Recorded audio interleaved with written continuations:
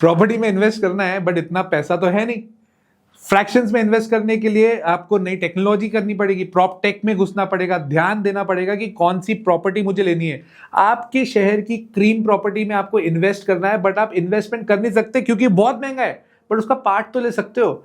ऐसा ही एक concept iBricks करके कंपनी है जो अपना कॉन्सेप्ट चालू कर चुकी है।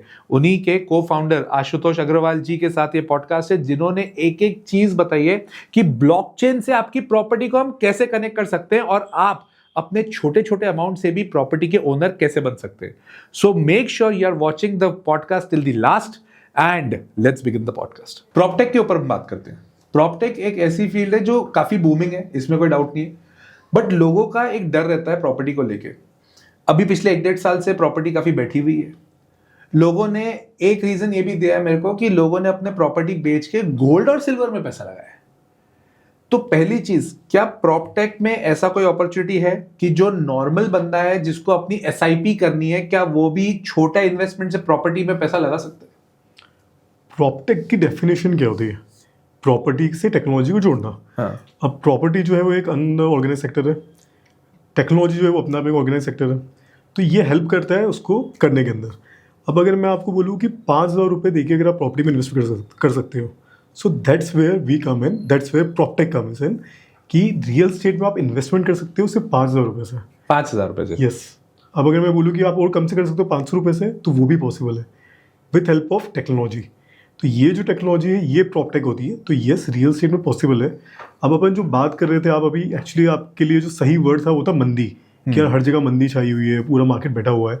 तो इसका एक बहुत बड़ी रीज़न है, आफ्टर कोविड बहुत बड़ा अपने अगर जो इंडिया का जो मार्केट है वो वर्क करता है ब्याज पट्टी के ऊपर, जिसको अपन जोर से बात नहीं करते, कैमरे बात नहीं करते, बट कहने कि वो वाला मार्केट जो था वो एंटर हुआ था रियल स्टेट में। क्यों? क्योंकि अमाउंट लोगों का फंस गया था, लोगों को ब्याज प्रॉपर्ली मिल नहीं रहा था, तो उन्होंने रियल स्टेट में इन्वेस्ट करा था। तो मैं मानता हूँ कि होम बायर्स की जितनी ज़्यादा नीड बढ़ी थी, उतने ही ज़्यादा जो इन्वेस्टर्स जो बहुत सारा पैसा लेके बैठते हैं एंड अलग अलग मल्टीपल जगह पे इन्वेस्टमेंट करते हैं, उन्होंने रियल स्टेट में इन्वेस्टमेंट करना स्टार्ट करा था। And that was the point जिसके कारण रेट एकदम से बढ़ गए थे। बट अब वापस से इंडस्ट्रीज चालू हो गई है, वापस से वो पैसा लगना स्टार्ट हो गया है, वापस से दूसरे जो बिजनेस है वो वापस ग्रो कर रहे हैं। आजकल real estate, IPO, gold, silver, इन सब के ना काफ़ी अच्छा बूम आ गया, क्रिप्टो के ना बहुत अच्छा बूम आ गया। तो इन सब चीज़ों के कारण जो पैसा है वो डाइवर्सिफाई हो गया। तो रियल स्टेट में जो मंदी छाई है ये सिर्फ उन लोगों के लिए चाहिए जिनकी प्रॉपर्टीज अच्छी लोकेशन पे नहीं है, जिन्होंने सिर्फ प्रॉपर्टी बनाई इसलिए कि ठीक है कभी ना कभी तो रेट बढ़ रहे हैं तो अपन कॉलोनी काट दो। नहीं, वो एक्चुअल रीजन है, वो अपनी जगह ठीक है। अब जैसे सपोज मैं अभी नया चार्टर्ड अकाउंटेंट बना और चार्टर्ड अकाउंटेंसी करने के बाद में मेरा पहला ड्रीम था कि मेरा एक खुद का प्लॉट होना चाहिए। अब वो पहला प्लॉट लेने के लिए सीधी बात है यार, कुछ साल का स्लॉक करना पड़ेगा, 15, 20, 25 लाख रुपए इकट्ठा करूँ तो जाके 1 करोड़ का प्लॉट लूंगा, वो भी डाउन पेमेंट करने के बाद में 75 लाख का लोन लेके। राइट। उसमें भी मैं 70,000, 75,000 रुपए पर मंथ की EMI बना के चलूंगा तो वो काम होगा। सही है। अब ये अपनी जगह पे कि मद्दी अपने जगह चल रही है। मद्दी के टाइम पे जो हम लोग नॉर्मली चार्टर्ड अकाउंटेंट्स बोलते हैं, मद्दी के टाइम पे बाइंग कर सकते हो, उसके अलावा तेजी में बाइंग करने वाले कोई मतलब ही नहीं। कोई मतलब नहीं। बराबर बोल रहा हूँ? अब ऐसी सिचुएशन में ये बंदा जिसको अभी अभी CA बना है या अभी अभी जॉब पे लगा है, अगर वो आप बोल रहे हो कि 500 रुपए से भी अपना एक रियल एस्टेट खरीद सकता है या 5,000 रुपए से भी खरीद सकता है, इसको इलैबोरेट करते हैं अपन लोग कि ये पॉसिबल कैसे। फॉर एग्जाम्पल मेरे पास एक जमीन है 1 करोड़ रुपए की, तो इसमें मैं क्या इतने सारे ओनर्स बना दूं, 5-5 हजार, 10-10। आप जैसे शेयर बेचते हो तो आपको यूटिलिटी ओनरशिप मिलती है। हाँ। कि आप वहां जाके ये तो नहीं बोल सकते हो टाटा मोटर्स को कि ये जो सीरीन तुमने लॉन्च करा है ये कैंसिल करो, लॉन्चिंग चेंज करो, वहाँ पे येलो कलर की गाड़ी की खड़ी करी, व्हाइट कलर की गाड़ी खड़ी करी, नहीं कर सकते हो। So that's the utility ownership जो हम रियल स्टेट में लोगों को देते हैं विद हेल्प ऑफ टेक्नोलॉजी। अब इस यूटिलिटी ओनरशिप के अंदर आपको प्राइस एप्रिसिएशन पूरा मिलता है और आपको जो पैसिव इनकम है, रेंटल इनकम, वो आपको मिलती है। अब अगर मैं बोलूँ कि कोई नया CA अभी खड़ा हुआ है एंड उसके पास जो उसका पहली कमाई आई वो 20,000 रुपये आई, 20,000 रुपये तो उसने बोला 5,000 रुपये मुझे सेव करना है और मुझे इन्वेस्ट करना है, एंड वो 5,000 वो अगर हमारे साथ इन्वेस्ट करता है, वो 500 रुपये का एक टोकन है, वो 10 टोकन में उसने इन्वेस्ट कर दिया। अब जो आप लिक्विडिटी की बात कर रहे हो या मंदी की बात कर रहे हो, मंदी कब आती है? जब उतना अमाउंट लगाने के लिए किसी के पास फंड नहीं होता है या हिम्मत नहीं होती है कि यार अभी मैं एकदम से इतना बड़ा फंड 10 लाख रुपए, 50 लाख रुपए कहाँ इन्वेस्ट कर दूं। बट अगर मैं आपको बोलूंगा कि 500 रुपये और 5,000 रुपये आप मंदी के टाइम पे भी इन्वेस्ट कर दो तो आप कर दोगे? 100%। म्यूचुअल फंड इसीलिए चलता है। हाँ। बाकी अपॉर्चुनिटी इसलिए चलती है, डिजिटल गोल्ड भी इसीलिए चल रहा है वही हम ऑप्शन दे रहे हैं रियल स्टेट के अंदर। तो कहना है से रियल एस्टेट का mutual fund is what proptech is providing. Yes, we can say, हम उसको शेयर मार्केट बोलते हैं। क्यों? क्योंकि आप इसके अंदर प्रॉपर्टी सिलेक्ट भी कर सकते हो। नेसेसरी नहीं है कि आपने पूरा एक फंड लेके डाल दिया एंड वो अपने हिसाब से इन्वेस्टमेंट कर रहे हैं। That is the REIT model, जो कि एक फ्रैक्शनल इन्वेस्टमेंट का एक मॉडल होता है। उसका एक और मॉडल होता है टोकनाइजेशन, जिसमें हम डील करते हैं। इसके अंदर आप प्रॉपर्टी खरीद सकते हो, चूज कर सकते हो कि मुझे कौन सी प्रॉपर्टी में इन्वेस्ट करना है। आपने बोला कि मुझे दिल्ली के अंदर वो जिसमें एप्पल वाले ने अभी अपना नया शोरूम खोला है, उस प्रॉपर्टी के अंदर मुझे इन्वेस्टमेंट करना है, तो वो प्रॉपर्टी हमारे प्लेटफॉर्म पे आपको दिखेगी एंड आप उसके अंदर एक टोकन बाय कर सकते हो। What do you mean by tokenization? So tokenization एक टर्म होती है। वो टर्म ये होती है कि हम किसी भी प्रॉपर्टी को, समझो 1 करोड़ रुपए की प्रॉपर्टी है, हमने उसके 10,000 टोकन बना दिए। अभी टोकन को हम लीगलाइज कैसे करेंगे? टोकन के ऊपर हम ट्रैक कैसे रखेंगे? तो ट्रैक रखने के लिए एक अच्छा तरीका होता है ब्लॉकचेन, जिसके ऊपर क्रिप्टो करेंसी या दुनिया की बहुत सारी करेंसी मूव आउट कर रही है। क्यों? क्योंकि ब्लॉकचेन एक इनएविटेबल करेंसी है, एक इनएविटेबल टेक्नोलॉजी है, जिसके अंदर मैं कुछ भी चेंज करूंगा by default, by the owner भी, अगर मैं चाहूंगा उसके अंदर कुछ छेड़खानी करना या कुछ चेंजेस करना, तो मैं नहीं कर सकता हूँ। क्यों? क्योंकि उसके अंदर एक नया ब्लॉक क्रिएट हो जाएगा। हर किसी को पता रहेगा कि कौन सा आईपी एड्रेस, कौन सी लोकेशन से ये पर्टिकुलर छेड़खानी हुई है। तो ये टेक्नोलॉजी हेल्प करती है कोई भी चीज़ को सिक्योर करने के अंदर। तो जब मैं ऐसे रियल वर्ल्ड एसेट को टोकनाइज करता हूँ, जिसको हम लोग टोकनाइज करना बोलते हैं, मतलब मैं ब्लॉकचेन पे लेके जाता हूँ, तो वहाँ पे वो चीज़ सिक्योर हो जाती है। इसका मतलब अगर मैंने किसी 1 करोड़ की प्रॉपर्टी की अगर 1000 शेयर्स निकाल दिए हैं, तो अब वो 1000 शेयर्स ही रहेंगे। वो ये नहीं होगा कि 1000 के 1000 एक शेयर बन जाएगा, या मैं उसमें ये चेंज नहीं कर सकता हूँ कि उसके अंदर अगर आपने 100 टोकन बाय कर लिए, तो मैंने बैकएंड के अंदर कुछ चेंजेस करके कर दिया कि वो 100 शेयर अब मेरे नाम पे हो गए, बिना आपको पे आउट मिला। तो इस टाइप के फ्रॉड होने से बच जाता है। इसको हम बोलते हैं टोकनाइजेशन। आसान भाषा में बोलूं तो 1 करोड़ की प्रॉपर्टी, आपने सपोज उसके 100 टोकन निकाल दिए, तो एक टोकन हो गया 1 लाख रुपए का। ठीक है। अब मैंने उसमें से 2 टोकन खरीद लिए, तो मैंने इन्वेस्टमेंट कर दिया 2 लाख रुपए का। अब ये 2 लाख रुपए का आप जो मेरे को अलग से असेट दोगे, या जो मेरे को डॉक्यूमेंटेशन दोगे, या जो भी दोगे, वो ब्लॉकचेन फॉर्म में होगा। वो ब्लॉकचेन फॉर्म के अंदर है, जिस फॉर्म पे क्रिप्टो करेंसी का बिटकॉइन काम कर रहा है। यस। तो उसमें अगर मुझे बेचना है, तो वो मैं किसी को भी बेच सकता हूँ, ट्रांसफरेबल है। वो कैसे भी आप बेच सकते हो। आपको सिर्फ सेल बटन पे क्लिक करना है, जो भी वहाँ बायर होगा वो उसको बाय करेगा एंड उसको ले लेगा। Can I say you are an exchange for the same? We can say we are the real estate exchange. Mediator, कि सपोज आप मीडिएटर है, मैंने 2 लाख का इन्वेस्टमेंट किया, और आगे ना जाके अगर सपोज उस 2 लाख का वैल्यूएशन सपोज मेरे को 2.5 लाख मिल रहा है, ठीक है। तो हमारे भाई साहब ये हैं, इनको बोले कि इनके पास बहुत पैसे आ गए, तो इन लोग बोले कि यार हमारे पास सर 2.5 लाख रुपए का इन्वेस्टमेंट करना है, तो मैं बोलूंगा एक काम कर, इन्हीं प्लेटफॉर्म पे जाकर तू टोकन बाय कर ले, तू टोकन बाय कर ले। और वो जरूरी है मेरा ही होगा? नहीं, किसी का भी हो सकता है। किसी का भी हो सकता है। आपने सेल पे डाला, उन्होंने जब बाय करा तो रेट उन्होंने फाइनल कर लिया। आपने 2.5 लाख रुपए करा, उन्होंने 2.5 लाख रुपए एंटर कर दिए। वही कोई बंदा आगे जो 249 के अंदर सेल कर रहा होगा, उनकी इच्छा होगी अपन तो 249 वाले लो, 1000 रुपए बच रहे हैं, तो 249 वाले ले लेंगे, तो उस बंदे का सेल हो जाएगा। यार फिर लोग बिटकॉइन और इसमें जा क्यों रहे? मतलब एक तो ये वाली चीज अगर कॉन्सेप्ट अपन लिया रियल एस्टेट का, ठीक है, तो फिर लोगों को बिटकॉइन इन सब पे जाने की जरूरत ही नहीं। ये तो सेफ इन्वेस्टमेंट हो गया ना। हाँ, क्योंकि इसका ना बैकिंग है, रियल एस्टेट की बैकिंग है। हाँ। सी बिटकॉइन में सबसे बड़ी प्रॉब्लम क्या है कि उसका बैकिंग क्या है, किसी को कुछ नहीं पता। सतोशी नाकामोटो कौन है, किसी को भी नहीं पता। ठीक है कौन है, किसी को नहीं पता।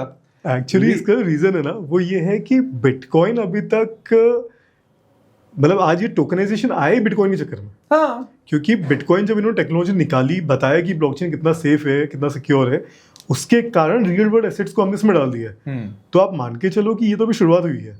अभी जो आइब्रिक्स टोकन हमने निकाला है, ये टोकन तो अभी चलना चालू हुआ है। अभी दौड़ने पे तो गया ही नहीं, उड़ने पे तो गया ही नहीं है। तो जब ये टेक्नोलॉजी मार्केट के अंदर जाएगी, जब लोग उसको बाय करने के लिए जाएंगे, तो हर किसी को एक सेफ चाहिए। कोई भी अगर कुछ भी इन्वेस्टमेंट करता है, सबसे पहले पूछता भैया कितना सेफ है। अगर आपसे किसी ने खरीदा है, आपने भी इन्वेस्टमेंट कराया, आपने बोला यार मेरे को तो वेदांता की कंपनी के अंदर इन्वेस्टमेंट करना, तो आप क्या बोलोगे? भैया ये कंपनी कहाँ काम करती है, इसकी आप पूरा पोर्टफोलियो चेक करोगे, उसके पूरे 3 साल के पेपर्स चेक करोगे, उसकी जनरल मीटिंग आप अटेंड करोगे, और फिर आप इन्वेस्टमेंट करोगे, राइट? क्यों? क्योंकि आपने उसका बैकएंड देख लिया। अब इसका तो बैकएंड रियल एस्टेट है, जो कि अभी तक का दुनिया का सबसे सिक्योर इन्वेस्टमेंट कहलाता है। और वो अगर उसको बैक कर रहा है, तो लोग क्यों नहीं लेंगे? बट क्योंकि अभी ये स्टार्ट ही हुआ है, अभी तो हमने इसको लॉन्च ही करा है, तो आगे तो नहीं, इसका फ्यूचर तो, वो अलग बात है, इन्वेस्टमेंट तो आ ही जाएगा, क्योंकि वो तो अलग बात है। यार मैं ना एक बॉम्बे में एक पब में गया था, तो पब में गया था, उस पब का नाम था बार स्टॉक एक्सचेंज। उसको पब बोले, क्लब बोले, जो भी बोलते हैं, बार स्टॉक एक्सचेंज। तो अब मैं तो अल्कोहल नहीं पीता, तो अब उसमें सिचुएशन क्या हुई, मेरे दोस्त लोग थे, वो बोले यार अपन को चलना तो है। मैंने ठीक है चलो। वहाँ पे मैंने ना लिटरली उन्होंने क्या सेटअप बना के रखा है कि वहाँ पे वो लोग जो भी अल्कोहल होता है ना उसके प्राइसेस फ्लक्चुएट करते हैं। तो फ्लक्चुएट कैसे करते हैं, अगर पीक आवर्स में आप गए तो अगर कोई बॉटल आपको अगर सपोज 10,000 की मिल रही है वो 12-13 हज़ार की मिल जाएगी। अगर आप इसके लैगिंग आवर्स में गए जहाँ पे एकदम कोई दिक्कत नहीं, आराम से बैठो, दिन का टाइम हो गया जहाँ पे भीड़ ही नहीं है, तो वो 10,000 की बॉटल हो सकता है आपको 2,500-3 हज़ार रुपये में दे दे। आपने उसमें एक चीज़ मिस कर दी, उसमें एक और चीज़ थी कि अगर आपने 12,000 पे ओके कर दिया और आपके पास वाले टेबल को भी 12,000 में लेना तो आपने पहले ओके कर दिया तो उसका प्राइस चेंज हो जाएगा, वो 12,000 की 12,500 की हो जाएगी। तो आपने पहले अगर बाय कर लिया तो सेकंड वाला जो बॉटल बाय करेगा उसको 12,500 में लेनी पड़ेगी। क्यों? डिमांड बढ़ गई। क्यों डिमांड बढ़ गई उसकी। ये वाला स्टॉक यहाँ इंदौर के अंदर भी है, तो मैं भी बहुत पहले एक बार गया था तो मैंने देखा, नहीं तो बढ़िया कॉन्सेप्ट निकाला यार, मतलब इन्होंने तो बॉटल का प्राइस चेंज कर दिया। नहीं बोले मैं भी प्रॉपर्टी स्टॉक एक्सचेंज बनाता हूँ, बोले जो मेरे पास प्रॉपर्टी है उसके लिए क्या करेंगे, उसका बाइफरकेशन कर देंगे। But this is actually a new concept I feel, और ये कॉन्सेप्ट अगर लेके आए तो यार ये वाला कॉन्सेप्ट बहुत जगह यूज हो सकता है।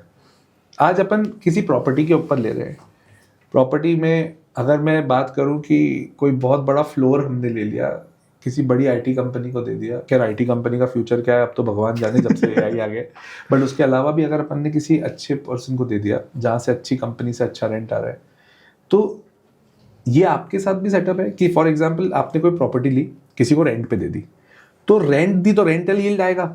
रेंट जो यूनिट होल्डर्स है जिसने टोकन्स खरीदे उनके लिए तो नहीं है, वो तो आपकी कंपनी में आएगा। कंपनी में आएगा। तो वो जो कंपनी में रेंट आ रहा है वो आपका है या इन्वेस्टर के लिए बेच जाएगा? देखो इसमें कॉन्सेप्ट क्या होता है कि हम एक मीडिएटर है, प्रॉपर्टी ओनर कोई और होता है एंड इन्वेस्टर कोई और है। ठीक है।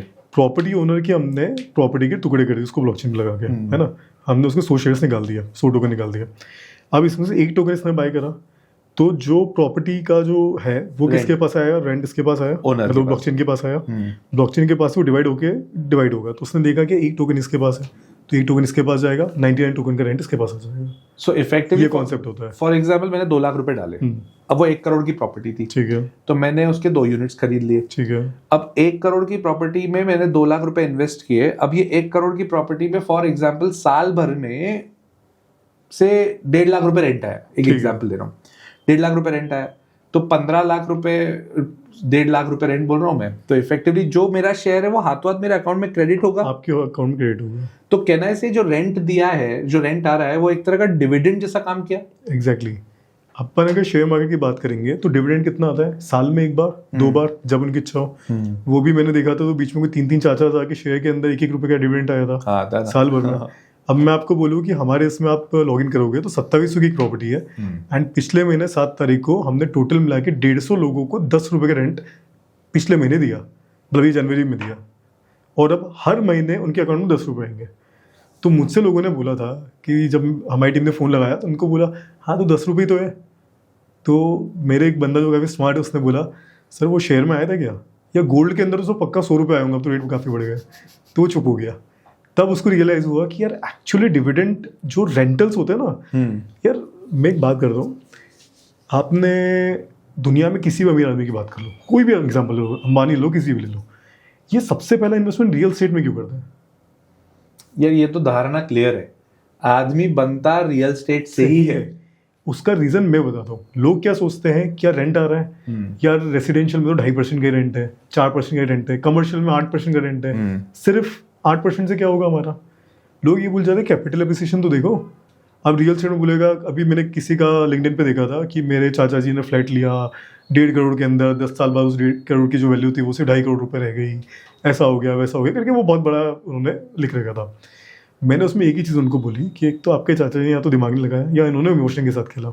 उन्होंने बोला कि यार मेरे को तो ऐसा चाहिए कि मेरा घर वहाँ पर था, वहाँ किराए से रहता था, मेरे को उसी घर के अंदर लेना है। तो उन लोगों की एप्रिसिएशन वाली जगह पे उन्होंने घर नहीं लिया।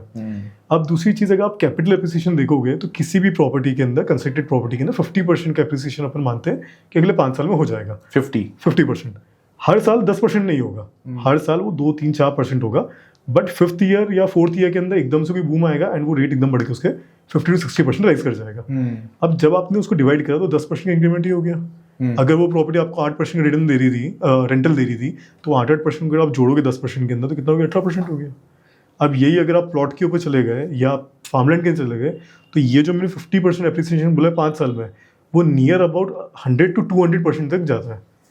तो 100% को अगर आप वापस 5 साल में डिवाइड करोगे तो कितना होगा 20%।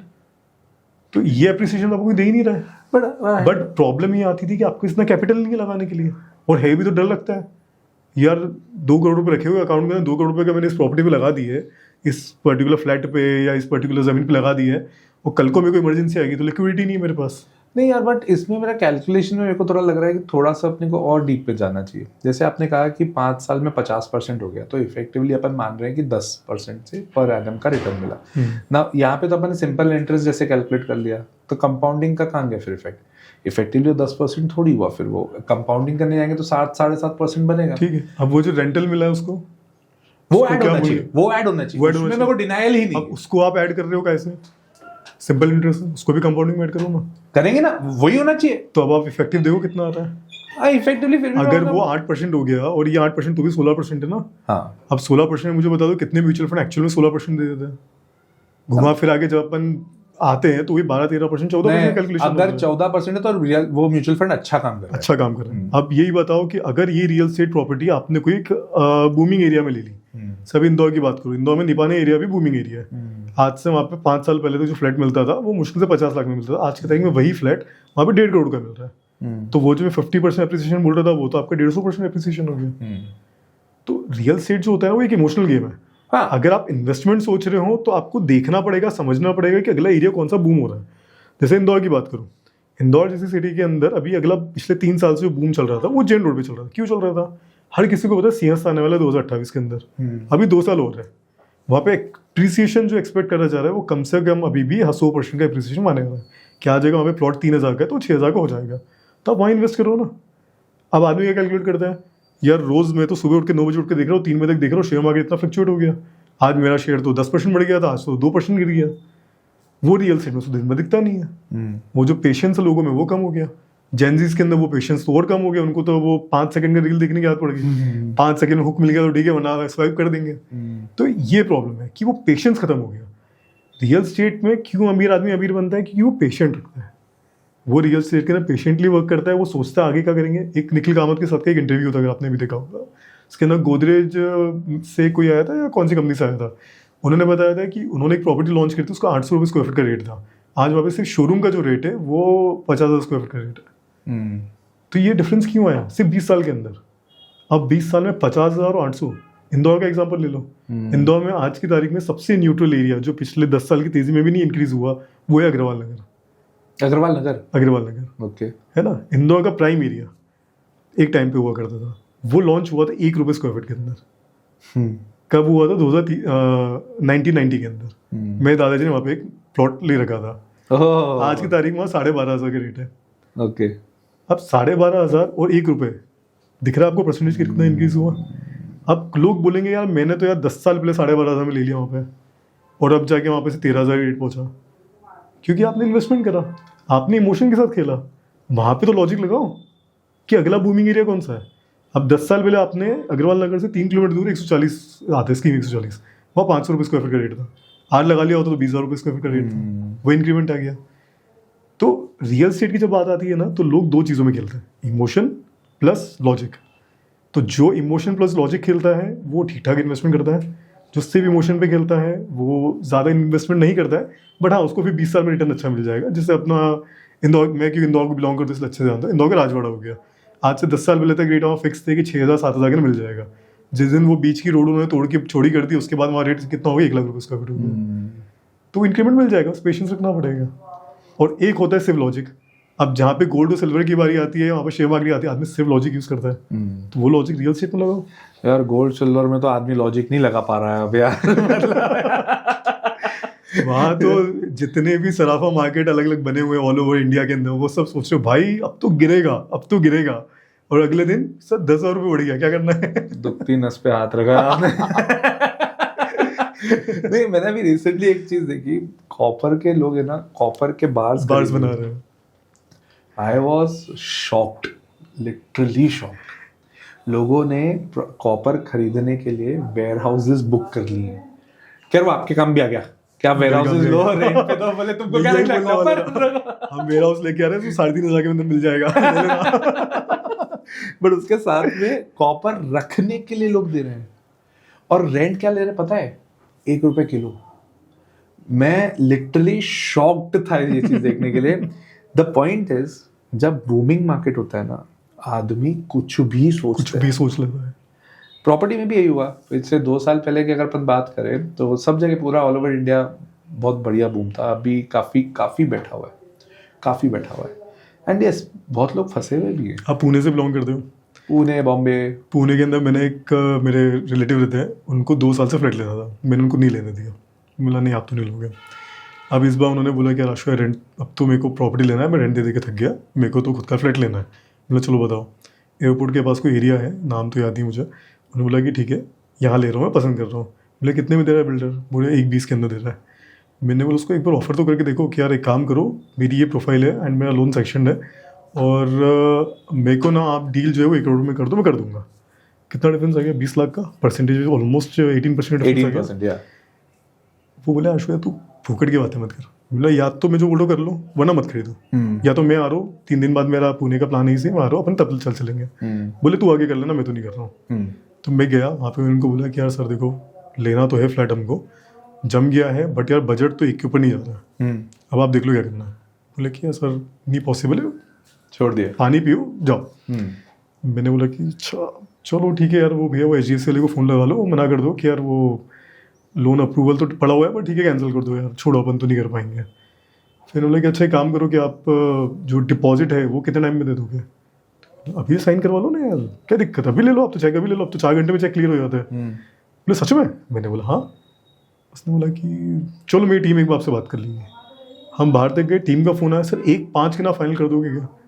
मैंने बोला सर एक काम करो, ज़्यादा मत खींचो, 1-2 कर दो। बोला हाँ चलो ठीक है सर, डील डन, हो गया।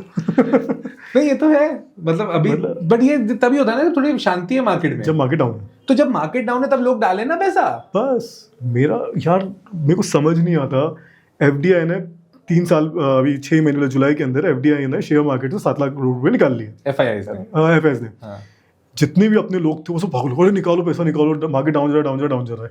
इंदौर का अपने इंडिया का म्यूचुअल फंड और SIPs जो थे, उन्होंने बोला भाई हमारे पास तो कैश पड़ा हुआ है, बोलो कितने लगाना है। टोटल मिला के 28 लाख करोड़ रुपए अगले 7 महीने के ना डाले। 7 लाख करोड़, 28 लाख करोड़। नहीं, मैंने बोला ये एग्जैक्ट फंड होता है, कैसे इन्वेस्टमेंट करना है। मैं आपको इसमें क्लियर बताता हूँ, ये चीज़ में मेरी एक्सपर्टीज है, ठीक है ना? तो यही चीज़ में है। आप 7 लाख करोड़ बोल रहे हो, फिगर गड़बड़ है। अच्छा। इन्होंने करीब 11 लाख करोड़, 11 लाख तो नहीं, काफ़ी 10 के आजू बाजू निकाल दिया पैसा, वो निकाल रहे हैं। और उसी बीच में BSC के जो चेयरमैन है ना, उनका एक इंटरव्यू आता है, वो बोलते हैं हमारे पास 2028 तक का भरपूर पैसा पड़ा हुआ है, जिसको जो करना है करो, इंडिया में लिक्विडिटी की दिक्कत है ही नहीं। ऑन द कॉन्ट्ररी, जब आप है ना मार्केट के लिए आते हो ना, जब आप अपने डे टू डे बिजनेसेस देखते हो जो अपने ग्राउंड लेवल पे, वहाँ पे पैसा ही नहीं है। On the contrary, real estate में आप पैसे डालने जाओगे, सब लोग यही बोलेंगे अभी फंड नहीं है, हम बाद में डालेंगे। On the contrary, gold silver में पैसा जा रहा है। तो इससे 2 चीज़ें क्लियर है कि लोगों का जो रुझान है, जो आपने क्लियरली एक चीज़ बोली कि लोगों का और जेनजीज का, जो स्पेसिफिकली जेनजीज को मैं क्यों टारगेट करूँ, हम लोग भी वैसे हैं, जिसमें मूव मिलेगा, मोमेंटम मिलेगा, हम उसमें इन्वेस्ट करेंगे, जो किया भी है लोगों ने। प्रॉपर्टियाँ बेच के गोल्ड सिल्वर खरीदा, प्रॉपर्टियाँ बेच के धंधा नहीं चल रहा है, धंधे से पैसा निकाल के स्टॉक मार्केट में डाला, दे हैव मेड मनी। इसके अंदर प्रॉब्लम मालूम है क्या है? रियल एस्टेट से पैसा निकालना कि डिफिकल्ट होता है, लिक्विडिटी नहीं होती है। क्यों? क्योंकि पिछले 2000 साल से एक ही चीज़ चल रही है कि पहले राजा होता था, उसको पैसा दो, वो आपको ज़मीन दे देगा। उसके बाद लैंडलॉर्ड्स हैं, उनको पैसा दो, वो ज़मीन दे देंगे। अब अपने आगे दूसरे लैंडलॉर्ड्स और कॉलोनाइजर्स हो गए, उनको पैसा दो, वो आपको कॉलोनी में एक प्लॉट दे देंगे। ये सेम धंधा चल रहा है। बल्कि अगर यही अपन कंपैरिजन करेंगे शेयर मार्केट की, तो 20 साल में कितना चेंज हुआ है, बट रियल स्टेट में वो चीज़ चेंज हुई है। रियल स्टेट में आज भी एक बल्क अमाउंट लगता है। तो ये जो टोकनाइजेशन है ना, ये वही लॉजिक है कि टोकनाइजेशन में जब एक्सेसिबिलिटी हो जाती है, अभी BSE के पास आपका कहना है कि पैसा रखा हुआ है, क्यों रखा हुआ है? क्यों? क्योंकि उनके पास एक पर्सन से पैसा नहीं आ रहा है। उनको एक बंदे को नहीं ढूंढना है कि भाई तू दे यार, मेरे को यार पैसे की जरूरत है, तू मेरे को 2 लाख करोड़ रुपए दे दे या 1 लाख करोड़ रुपए दे। नहीं, उनको क्या करना है, उनको 1 लाख लोगों को, 1 करोड़ लोगों को बोलना तुम 100 रुपए दे दो, 100 बराबर हर महीने दो। अब अपने यहाँ जो SIP का आया था वो 1100 रुपए का आया था। 1100 रुपए का पर एवरेज SIP है। अब 1100 रुपए का एवरेज SIP क्या होता है? 10 करोड़ SIP यूजर्स है अभी फिलहाल। अब आप सोचो हर महीने वाला कितना पैसा आ रहा है। अनडाउटेडली, इसमें कोई डाउट ही नहीं है। तो यही अगर रियल स्टेट के ना होने लग जाएगा तो सबसे खास बात है कि रियल स्टेट का जो प्राइस एप्रिसिएशन डेप्रिसिएशन होता है ना, वो किसी की न्यूज़ के हिसाब से नहीं होता है। ट्रू। कि वो अभी कहाँ पे US ने कहाँ पे कब्जा करा, वेनेजुला में अटैक करा, यहाँ का शेयर मार्केट गिर गया। क्यों गिर गया अभी? जोमेटो कौन सा वहाँ पे शेयर मार्केट में बैठ के वहाँ पे अपने डिलीवरी बॉय से डिलीवरी करवा रहा है, फिर उसका मार्केट क्यों गिरा? सेंटिमेंट्स है यार, सेंटिमेंट्स है। रियल स्टेट में सेंटिमेंट्स वर्क नहीं करते। तो रियल स्टेट में क्या, रियल स्टेट में रियल मनी वर्क करता है क्योंकि वहाँ पे यूजर होता है। अगर आज मेरा कोई ऑफिस बाय करा है मैंने और ऑफिस के अंदर कोई प्रॉपर्टी रेंट के ऊपर है, तो वो ये देख के खाली नहीं करेगा कि वहाँ पे वॉर चल रहा है तो मैं ऑफिस खाली कर दूँ। राइट। वो फिर भी रेंट देगा। उसका अगर डील हुआ है, कॉन्ट्रैक्ट हुआ है कि उसको हर एक साल के अंदर 10% उसको इंक्रीमेंट रेंट का होगा, तो वो उसका होगा। तो रियल स्टेट में जो मार्केट ड्रिवन होता है ना, वो लोकल मार्केट ड्रिवन होता है। लोकली अगर कोई कांड हो गया, लोकली अगर कोई बड़ा चीज हो गई कि यार भैया जो बम गिरा वो यहीं पे आके गिर गया, तो फिर पक्की बात है कि रेट गिरेंगे, अदरवाइज फ्लक्चुएट नहीं होंगे। इसीलिए रियल स्टेट को सबसे स्टेबल माना जाता है और इसीलिए रियल स्टेट के ऊपर सबसे ज्यादा ट्रस्ट माना जाता है। और इसीलिए मैं मतलब मुझसे रिलेटेड मेरे जितने भी दोस्त हैं, मैं उनको ये बोलता हूँ तुम करो। मैं ये कभी मना नहीं करता हूँ कि तुम म्यूचुअल फंड में मत करो, तुम गोल्ड में मत लगाओ। मैं बोलता हूँ ये सब चीज़ें बहुत ज़रूरी है, बट अगर तुम फंड इकट्ठा कर सकते हो, इसीलिए तुम फंड इकट्ठा करो। एंड किसी अभी इंदौर में एक बंदे ने स्टार्ट करा था 1% करके, जो दुबई में 1% मैन है ना, उसी को देखते हुए उन्होंने स्टार्ट करा था। बहुत बढ़िया कॉन्सेप्ट था। उनकी एक टाउनशिप थी, वो प्लॉट मिल रहे थे, उस प्लॉट के उन्होंने 1% के अंदर दिया। बोला कि मेरा ज़्यादा आ गया, बट मेरी टाउनशिप कंप्लीट होने के ना 4 साल लगेंगे, तो आप मेरे को 4 साल के लिए पेमेंट दे दो, मेरे को नहीं चाहिए पेमेंट अभी जल्दी। सक्सेस हुआ वो। चला? बिल्कुल चला। क्यों चला? क्योंकि लोगों को कितना इन्वेस्टमेंट करना था? 14,000 रुपये उनको देने थे हर महीने। 14,000 रुपये। अब 14,000 रुपये जो IT में बंदा 60,000 70,000 रुपये कमा रहा है, वो आराम से दे सकता है। अरे यार वो रेंट भर रहा है, EMI भर रहा है, उसको तो एक सेफ इन्वेस्टमेंट मिल गया ना कि यार मेरी SIP तो ऑलरेडी चल रही है ना, तो ठीक है मैं कोई नई प्रॉपर्टी ले लेता हूँ, इसी बहाने रियल स्टेट में इन्वेस्टमेंट हो जाएगा। तो इसीलिए मैं चाहता हूँ कि जो टोकनाइजेशन में जब आएंगे ना अपन, तो रियल स्टेट के ना इन्वेस्टमेंट आएगा, लोगों का एक ऑप्शन मिलेगा। अभी ऑप्शन नहीं है। तो अगर मैं बात करूँ इन्वेस्टमेंट करने के आपके हिसाब से कौन से 3 ऑप्शन है, तो 3 ऑप्शन आप लोग बोलोगे सही को रियल स्टेट है, एक आपका शेयर मार्केट है और एक आपका कमोडिटी मार्केट है। मैं बोलता हूँ ऐसा नहीं है, सिर्फ 2 ही मार्केट है, कमोडिटी मार्केट और शेयर मार्केट। क्यों? क्योंकि रियल स्टेट के लिए पहले आपको पैसे सेव करने पड़ेंगे, FD में डालना पड़ेगा, जो एक बल्क अमाउंट हो जाएगा, आपके पसंद की प्रॉपर्टी आ जाएगी, फिर आप इन्वेस्टमेंट करोगे। But what you are saying is उससे अब कोई लफड़ा ही खत्म हो गया ना। मतलब अगर सपोज मेरे को अब इन्वेस्ट करना है तो मैं फिर कर सकता हूँ ना। Exactly. जो टोकनाइजेशन हम लेके आए हैं, ये कॉन्सेप्ट जो दिमाग में आया था, तो मैं और केशव बैठे हुए थे एक दिन ऑफिस के अंदर, हम लोग ऐसी कुछ अलग अलग चीज़ों पर डिस्कस कर रहे थे। तो तब दिमाग में आया कि यार सर कोई ऐसा ऑप्शन क्यों नहीं है, मेरे को भी रियल स्टेट में इन्वेस्टमेंट करना है, ऐसा कोई ऑप्शन क्यों नहीं है। तब हमारे दिमाग में आया कि यार ऐसा कुछ क्यों नहीं पॉसिबल है। और तब पता चला कि यार ब्लॉकचेन के अगर आप रियल स्टेट प्रॉपर्टी को लेके जाते हो तो आप सेफ हो गए। So what if taxation point of view से if you have an idea, for example मैंने वो 2 लाख रुपए के इन्वेस्टमेंट किया आपके इसमें, अब मैंने आपकी वेबसाइट पे आपके ऐप में जाके बोल दिया मेरे को ये सेल करना है, मेरा रेट 2.5 लाख रुपए का है। फॉर एग्जाम्पल हमारे भाई साहब आए, उन्होंने बोला कि हम तो कर लेंगे, 2.5 लाख रुपए उन्होंने खरीद लिए, मेरे को 50,000 का बेनिफिट हुआ। इसको मैं किधर टैक्स करूंगा? Is it a capital gain? It is a capital gain. It is a capital gain. So it can be considered capital asset. Yes. तो अगर 12 महीने के बाद हुआ तो ये लॉन्ग टर्म होगा कि 36 महीने के बाद होगा तो लॉन्ग टर्म होगा? 12 महीने के बाद। 12 महीने के बाद हो जाएगा, क्योंकि आपने पूरी प्रॉपर्टी बाय के लिए आपने एक पार्ट बाय करा है। तो यहाँ पे सिक्योरिटी ट्रांजैक्शन टैक्स लग रहा है या अभी वो उसमें अभी उसके सेबी रजिस्टर्ड नहीं है? हाँ। बट सबसे खास बात है कि इसके अंदर आप सिक्योर हो गए हो। इसके अंदर आप छोटा इन्वेस्टमेंट एक बड़ी प्रॉपर्टी में कर रखे हैं। और जो ये जो टैक्स जो लगता है ना, जो आपका शॉर्ट टर्म कैपिटल गेन और लॉन्ग टर्म कैपिटल गेन लगता है, इसमें एक और चीज़ लोग भूल जाते हैं कि शॉर्ट टर्म तब लगता है और लॉन्ग टर्म तब लगता है, मतलब एप्लीकेबिलिटी तब आती है आपकी बुक्स के अंदर जब आप वापस से री इन्वेस्ट नहीं करते हो। मैं तो आप 2.5 लाख रुपए निकालो, लगाओ, बाद में अलग अलग प्रॉपर्टी इन्वेस्टमेंट कर दो ना। क्यों आपको एक ही जगह रखना है? अरे लोग नहीं समझते यार। मैं खुद चार्टर्ड अकाउंटेंट, मैं लोगों को बोलता हूँ तुमको कैपिटल गेन हो रहा है तो तुम लोग एक और चीज़ नहीं समझते। सॉरी मतलब मैंने इंटरप्ट करा। कोई बात नहीं। लोग एक और चीज़ नहीं समझते, उससे याद आया रजिस्ट्रेशन टैक्स, रजिस्ट्री और स्टैम्प ड्यूटी जो होता है। एक बहुत बड़ा लोचा चल रहा है ऑल ओवर इंडिया के अंदर, जिसको अभी रिसेंटली मुझे पता चला इस बारे में। एक प्रॉपर्टी थी, करीब 2.5 करोड़ रुपए की वो प्रॉपर्टी थी। उन्होंने बोला कि हमको 12.5% का टैक्स लग जाएगा, इसलिए आप कैश के अमाउंट अब बोले कैश तो है नहीं, इंडस्ट्रियल आदमी था, बोले मेरे पास तो कैश ही नहीं, तो क्या करो? तो उसने बोला एक काम करो, ये 4 अकाउंट है, ये मेरे अलग अलग एम्प्लॉयज़ के, इनके अकाउंट में ट्रांसफर करके थोड़ा थोड़ा करके हम पैसा निकाल लेंगे। हो गया, चलो उसने ट्रांजेक्शन कर लिया। मैंने उसको आपने क्यों नहीं करा? बोले सर 12.5% टैक्स लग रहा था। बोले गाइडलाइन वैल्यू कितनी थी? तो बोले सर गाइडलाइन वैल्यू तो पूछी नहीं मैंने। तो मैंने बोला अगर आप गाइडलाइन वैल्यू निकालोगे, तो उसने जब पता करा तो 80 लाख रुपए की गाइडलाइन वैल्यू आ रही थी। कितने की प्रॉपर्टी थी? 2.5 करोड़ रुपए की। 2.5 करोड़ की प्रॉपर्टी पे 80 लाख रुपए। अब 80 लाख के ऊपर एक्चुअली 12.5% टैक्स लगेगा, बाकी का जो एक्स्ट्रा अमाउंट है उसमें से 5% टैक्स लगेगा। तो ओवरऑल जो आपका टैक्स आएगा उससे 7% आएगा। अब इसके अंदर बिल्डर क्या खेल रहा था, उसको तो कैश चाहिए, क्योंकि कैश तो कैश होता है, और उसको टैक्स दिखाना ही नहीं था। उसने सोचा कि अगर ये इंडस्ट्रियल आदमी है, कभी इसने टैक्स भर दिया, इसने हाँ कर दिया कि ठीक है 12.5% दे रहा हूँ, तो टैक्स की रिसिप्ट तो मुझसे मांगेगा नहीं, वो क्या बोलेगा, तो वो 5% अपनी जेब में। यार ये वाली चीज़ पता है बहुत गड़बड़ होती है। मेरी बहुत लोगों से बातचीत होती है, इनफैक्ट कई बार क्लाइंट भी आते हैं, वो क्लियरली क्या बोलते हैं कि यार सर हमने तो ये कर दिया है, अब आप बताओ आगे क्या करना है। आगे करना पहले कंसल्टेंसी ले लो यार। अगर हम कंसल्टेंसी दे रहे हैं, उसकी कुछ फीस चार्ज कर रहे हैं, तो हम यार कुछ काम से ही कर रहे हैं ना। डॉक्टर के पास जाता है आदमी तो पहले काउंटर पे फीस भरता है, फिर अंदर जाता है। चार्टर्ड्स के पास ऐसे कंसल्टेंसी के लिए आता है ना, तो पहले बोलता है हमारी ऑडिट कर दो, ऑडिट की फीस ले लेना। उसके साथ में अपनी फाइनेंशियल प्लानिंग करके जाता है, और साथ में अपनी शादी की प्लानिंग भी करके जाएगा। फिर बोलेगा फीस, अरे सर आपकी ऑडिट फीस बहुत महंगी पड़ जाती है यार। जबकि कंसल्टेंसी लोगों को समझ नहीं आती है वाली चीज में, कंसल्टेंसी बहुत इंपॉर्टेंट। मैं एक्चुअली बहुत प्रैक्टिकल बात बताऊँ, मतलब एक कम्युनिटी को नहीं टारगेट कर रहा हूँ, बट बहुत सारे जो सीएज है ना, वो खुद का पोर्टफोलियो बताते भी नहीं है। क्यों बताएंगे यार हम अपना पोर्टफोलियो? अरे पोर्टफोलियो वो वाला नहीं, पोर्टफोलियो कि आपको नॉलेज किस, आपका नॉलेज का पोर्टफोलियो, नॉलेज। मतलब जब मैंने मेरे सीए को, जैसे आपने बताया कि यार ये टोकनाइजेशन नई चीज़ है, आपका इंटरेस्ट था इस चीज़ के बाद 4 साल पहले आप सोच रहे थे, ये चीज़ जब मैंने मेरे सीए को बताई, तो वो बोल रहा था कि यार आशुतोष यार मैंने बहुत सोच लिया था, नहीं पॉसिबल है। मैंने बोला कि सर एक तरीका है जिसके कारण टोकनाइजेशन पॉसिबल है, ये है ब्लॉकचेन, और इसके साथ अपन ऐसा कर लेंगे तो काम हो जाएगा। वो मैं तो देख के बोलता यार ये तो मेरे को पता था। नहीं, I tell you the reason behind it.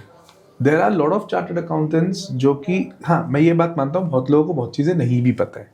नहीं पता होती है, बट वो सोचते ही नहीं है, नहीं सोचते हैं। वो अगर इनकम टैक्स है तो इनकम टैक्स में रहेंगे, हाँ। वो इनकम टैक्स जीएसटी क्लब ही नहीं करते, वो दूसरे टीडीएस के बेनिफिट को क्लब ही नहीं करते। इसीलिए यंग जनरेशन चार्टर्ड अकाउंटेंट्स काम के हैं यार, ऐसी बात नहीं है। नहीं, I tell you very clearly, ये वाला कॉन्सेप्ट मैंने आपको पहले ही बोला कि मैं 4 साल पहले तो ये वाला कॉन्सेप्ट मैं खुद भी ढूंढ रहा था और मैं कर भी रहा था, but because I am into more in lectures, I take lectures. Lectures एक जैसा काम है जिसमें आपका टाइम भी कंज्यूम होता है, एनर्जी भी कंज्यूम होती है। I couldn't do it, but I am very happy to see this kind of concept there in the market.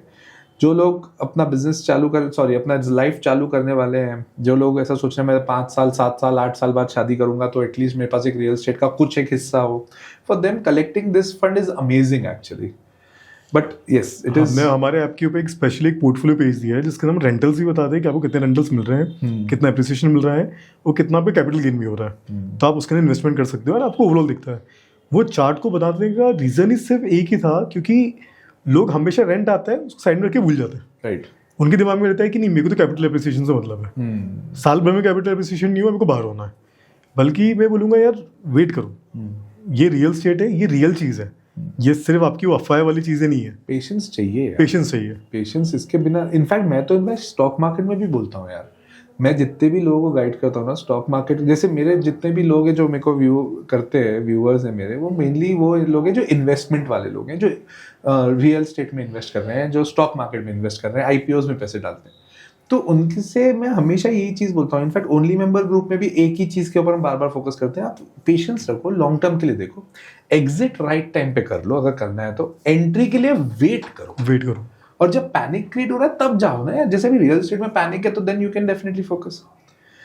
But it was good यार Ashutosh, like having a conversation on this ground, and I love the concept. Truly I love the concept, and I hope people will definitely focus on this kind of concept अगर जिनको real estate में interest है तो। And I wish you all the best for your fundamental and the startup which you have started there. And मतलब मेरे को तो concept अच्छा लगता है यार, मतलब मैं और कितना क्लियरली बोलूँ इसमें, बट आई होप कि ये चीज़ चले, आप उसको कंसिस्टेंटली करें। And from the bottom of my heart, I will wish you all the best for your future. And thank you for coming for the show. So I would expect कि आप भी जल्दी से iBricks के अंदर login कर रहे हो and अपना इन्वेस्टमेंट वाला पोर्टफोलियो के अंदर फोकस कर रहे हो वहाँ पे। Yeah, I will definitely look forward to it. Thank you. Thanks a lot.